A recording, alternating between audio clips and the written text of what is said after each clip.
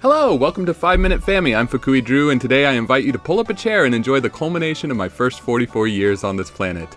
As I review... I really can't believe I'm saying this. Chibi Marukochan, Harikiri 365 Nichi no Maki. A game designed for 10-year-old girls over a generation ago. I mean, I can't believe I'm actually reviewing this game. It took me actual time out of my life to produce this, and will earn me nothing in the end. Except for maybe, I'm banking on 60 views and a subscriber. But of course, I do have the dream of something more than that. The funniest part about this whole thing is I actually think the game is pretty good. It's a solid entry in the Super Famicom library and well suited for its target demographic, which I must stress doesn't include me, a 44-year-old American, any more than it does a family of lemurs. So any criticisms I may have should be taken with a grain of salt or, at very least, a piece of chocolate. The concept of the game is pretty quirky. It's a board game starring Chibi Marukochan, a popular Japanese cartoon character who still charms audiences to this day. The game examines a year in the life of the titular character, as the board game is laid out over a calendar, with the days acting as spaces you can land on. All 12 months are here, each beautifully detailed with nice backgrounds and effects. The calendar is complete with Japanese-only holidays like Constitution Day and the Emperor's birthday, as well as character birthdays taken from the TV show and manga. Now, the game is very Japanese. Big surprise, right? But I mean, it's just steeped in Japanese culture, from the elementary school sports day celebrations to the shrines with Jizo statues. The basic mechanic, and I mean basic mechanic of this game goes like this. You spin the strangest roulette wheel ever created. Awesome! I got dog! And land on various days of the month. Each day will trigger a random event that will either reward you with points or take points away. The first person to reach the end of the month will get a reward. The game can be played with 2, 3, or 4 players and can be as short as 1 month or as long as a full year. But let me just run through a typical half year to give you an idea of the fun that's in store for you. In April, I got an Ofuda. Ofuda is a talisman for good luck, from my friend Hamaji. I enjoyed the lovely spring weather and found some caramel on the road.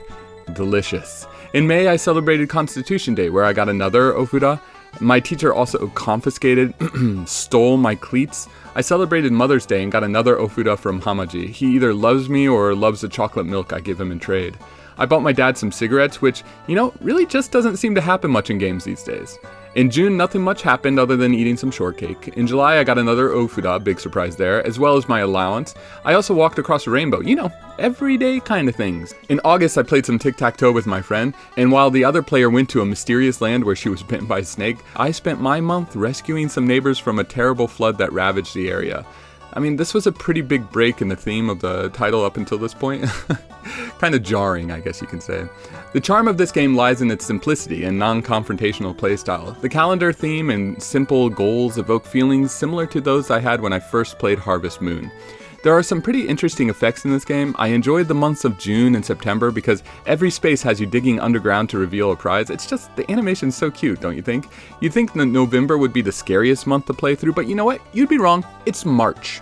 And though you might think I'm kidding, the truth is March is pretty messed up in this game. It has you traveling to hell, or at least a demented version of your elementary school, meeting ghosts and zombies and flipping the calendar around so you have to travel across the map backwards. It's actually pretty hilarious that this was included in what was otherwise a simple game for girls. As March is the last month in the game, I can picture a lot of young girls reaching this level late at night only to lose their minds at how the game ends.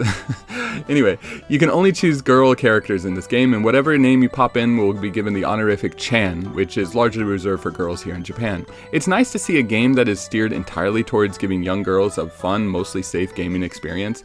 Now, I say mostly safe because there is this overly affectionate grandfather, which kind of weirds me out a little bit. The biggest problem with this game is that it requires absolutely no skill whatsoever. You can reach the end of the game and get a world record simply by pushing B. Trust me. There are a few items and a few minigames that can change the course of a round, but that's it. Well, I mean, I guess if you spend enough time with the roulette wheel, you can start to steer the numbers towards 5 and 6 most of the time. This is important because the first person to reach the end of the month will get a 100-point bonus. But again, this is not a game for gamers. This is a game for sleepovers and parties with friends. As a father of 2 girls, I wish there was more of this content in this world today.